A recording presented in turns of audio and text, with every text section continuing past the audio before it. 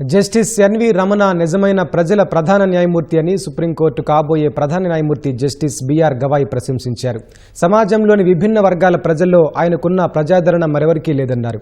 న్యాయ వ్యవస్థను సామాన్యులకు చేరువ చేయడంలో ఆయన కృషి అనలేనిదని జస్టిస్ ఎన్వి రమణ ప్రసంగాల సంకలనంగా రూపొందించిన పుస్తకావిష్కరణ కార్యక్రమంలో కొనియాడారు. సుప్రీంకోర్టు మాజీ ప్రధాన న్యాయమూర్తి జస్టిస్ ఎన్వి రమణ ప్రసంగాల సంకలనంతో రూపొందించిన narratives of the bench A judge speaks పుస్తక విడుదల కార్యక్రమం ఢిల్లీలో ఘనంగా జరిగింది. బుధవారం సాయంత్రం నిర్వహించిన కార్యక్రమంలో సుప్రీంకోర్టు కాబోయే ప్రధాన న్యాయమూర్తి జస్టిస్ బిఆర్ గవాయ్ ముఖ్య అతిథిగా పాల్గొన్నారు. సుప్రీంకోర్టు న్యాయవాదులు జస్టిస్ సూర్యకాంత్, జస్టిస్ విక్రమ్నాథ్ తో కలిసి జస్టిస్ బిఆర్ గవాయ్ పుస్తకాన్ని ఆవిష్కరించారు.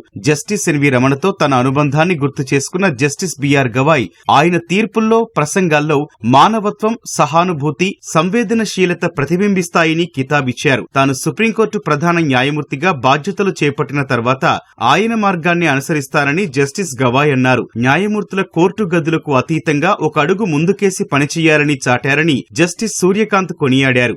I don't think that anybody else would match the popularity that Justice Ramana has amongst the people across diverse sections of the society. On 1st of September 2021, 9 of them took oath. It reflected the true diversity, the true unity in diversity of India.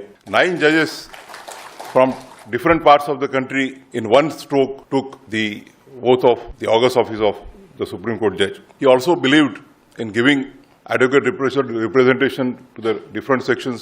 Amongst the 9 judges, we have people belonging to the other backward classes. We had a person belonging to scheduled caste, and most of it, he will always be remembered for giving oath to the first woman Chief Justice of India, who is likely to adorn the office of Chief Justice of India after Justice Vikramnath demits it. So therefore, his journey is a journey which shows that what with hard work, what with sincerity, what with dedication, and what with industry, a person born in a small village in a state of Andhra Pradesh can reach to the highest position in the judiciary for which every lawyer aspires. న్యాయ వ్యవస్థ కేవలం వివాదాలను పరిష్కరించే వ్యవస్థ మాత్రమే కాదని, అది రాజ్యాంగ నైతికతకు చిహ్నమని జస్టిస్ ఎన్వి రమణ అన్నారు. తాను ప్రతిపాదించిన నేషనల్ జ్యుడిషియల్ ఇన్ఫ్రాస్ట్రక్చర్ అథారిటీ కల నెరవేర్చాలని కాబోయే ప్రధాన న్యాయమూర్తులను కోరారు. సుప్రీంకోర్టు న్యాయమూర్తులు ఆస్తుల వివరాలను వెల్లడించడం శుభపరిణామమన్నారు. న్యాయమూర్తులు వాళ్ళ ఆస్తుల్ని ప్రకటించాలి, ప్రజలకు తెలియజేయాలనేటటువంటి విషయం ఇంతకుముందే ఉంది. మరి నేను హైకోర్టు జడ్జి అయినప్పుడే నా ఆస్తుల్ని హైకోర్టు వెబ్సైట్లోను, అదేవిధంగా తర్వాత సుప్రీంకోర్టు వెబ్సైట్లో కూడా పెట్టాను. అదేవిధంగా చాలామంది జడ్జిలు ఇటీవల కాలంలో కొంతమంది కొన్నిసార్లు మరి అది ఎందుకో కట్టలేదు. మళ్ళీ ఇప్పుడు ప్రజలకి న్యాయమూర్తుల ఆస్తుల వివరాలు తెలియాలని చెప్పి వాళ్ళు మళ్ళీ వెబ్సైట్లో పెట్టడం అనేటటువంటి చాలా మంచి పరిణామం. కోర్టులో కేసు ఎన్ని సంవత్సరాలకి నిర్ణయించబడుతుంది, ఎందుకు ఇంత ఆలస్యం అవుతుంది అనేటటువంటిది ప్రజలు అడుగుతారు. కోర్టులకి భవనాలు కావాలా, అదేవిధంగా సిబ్బంది కావాలా, అదేవిధంగా తగిన సంఖ్యలో జనాభా నిష్పత్తికి, కేసుల నిష్పత్తికి తగిన విధంగా న్యాయమూర్తుల నియమించాలా.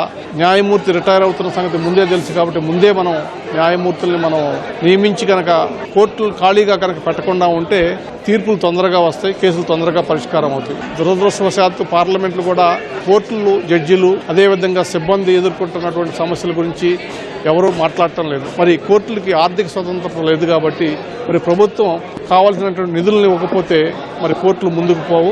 న్యాయం చేయాలంటే అధికారులు చేయొచ్చు న్యాయం, ప్రభుత్వం చేయొచ్చు న్యాయం, కోర్టులు చేస్తాయి. ఇది ముగ్గురికి సంబంధించినటువంటి సమస్య. ముగ్గురు కూడా సమిష్టిగా పనిచేయడం వల్ల న్యాయ వ్యవస్థ ఇంకా ఎక్కువ సేవ చేయడానికి వీలుంటుంది, ప్రజలకు న్యాయం జరగడానికి వీలుంటుంది, ప్రజలకు వ్యవస్థల మీద నమ్మకం పెరగడానికి వీలుంటుంది. ప్రజలకు న్యాయం చేయాలనుకున్నప్పుడు ప్రభుత్వాన్ని కొన్నిసార్లు నిలదీయాల్సి వస్తుందని, అది కోర్టులు, న్యాయమూర్తుల బాధ్యత అని జస్టిస్ ఎన్వి రమణ అన్నారు. దాన్ని ప్రభుత్వాలు వ్యతిరేకంగా భావించాల్సిన అవసరం లేదన్నారు.